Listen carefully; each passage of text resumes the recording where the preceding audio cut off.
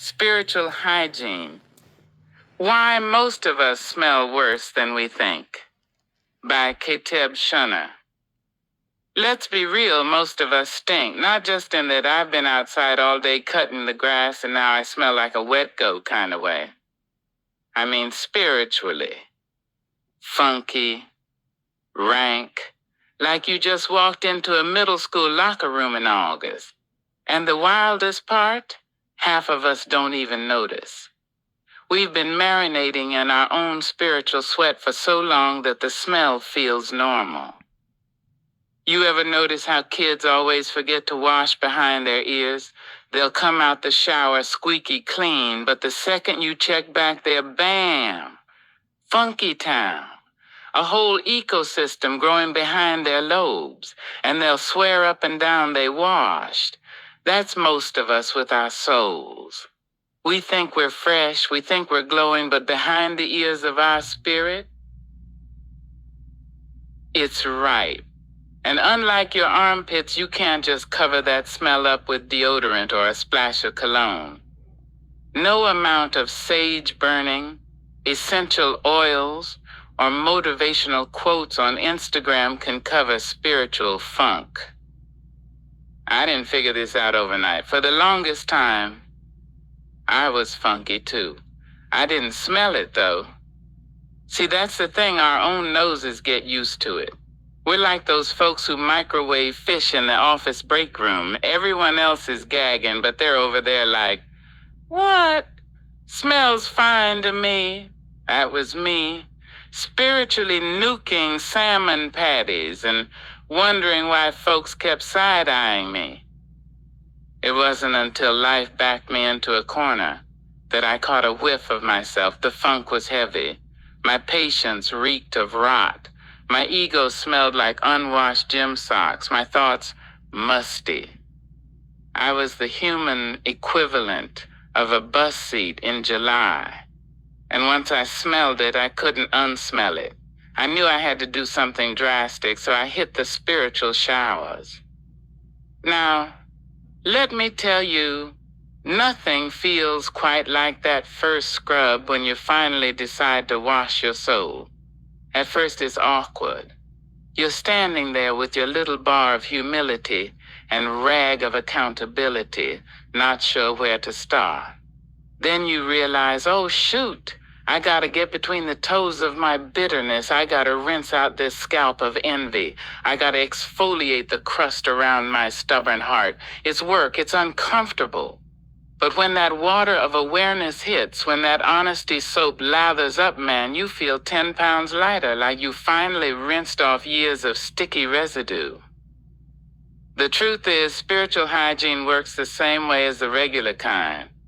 Skip a day and maybe you can get away with it. Skip a week and people start noticing. Skip a year, now you're the reason somebody opens a window.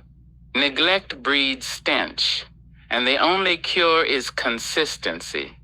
Daily rinses, regular check-ins, because just like life makes you sweat, people, stress, and disappointment make your spirit sting.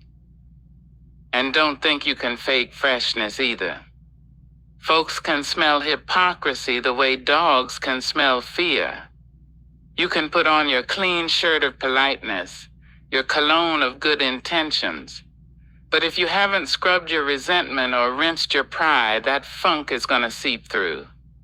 Some of y'all are out here Febrezing your souls instead of washing them. Stop spraying, start scrubbing. Now here's a little folklore I made up for this. Once upon a time, in a small village, there was a man who never bathed. Not physically, not spiritually. He wore fine clothes. He gave gifts. He even smiled at everyone he passed. But his smell, oh Lord, his smell was unbearable. The people tolerated it because he distracted them with shiny things. One day a boy said what everyone was thinking.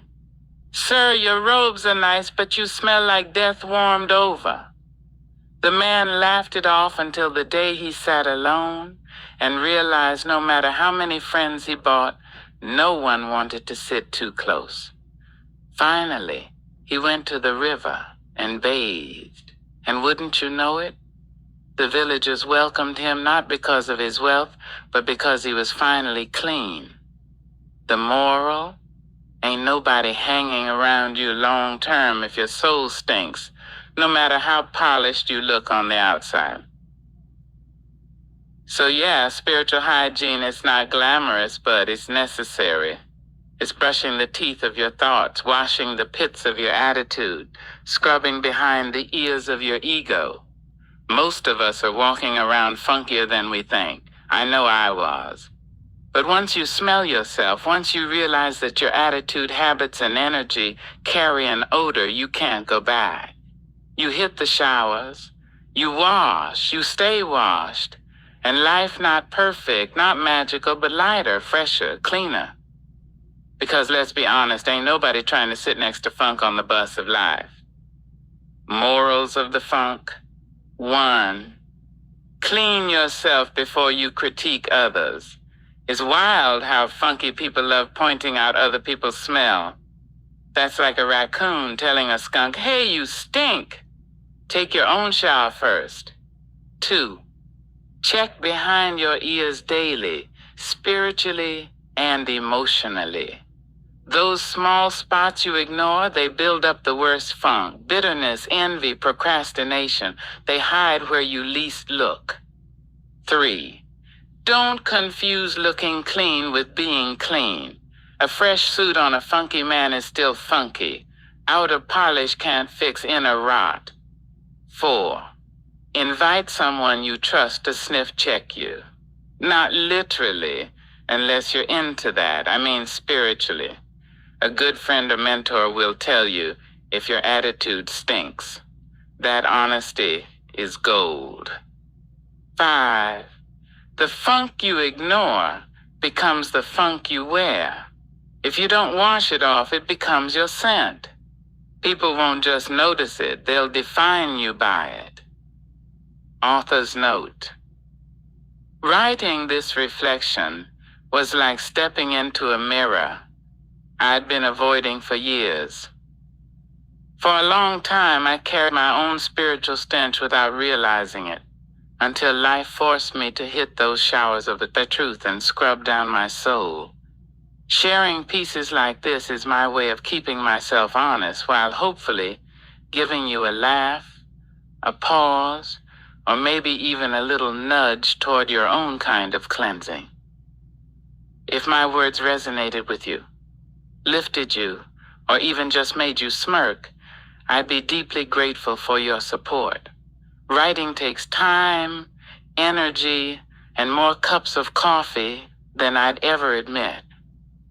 Any donation, big or small, helps me keep creating work that stirs the heart, tickles the mind, and speaks to the spirit. Thank you for reading, for reflecting, and for walking this strange, messy, beautiful road of being human right alongside me. With gratitude, Kateb Shona.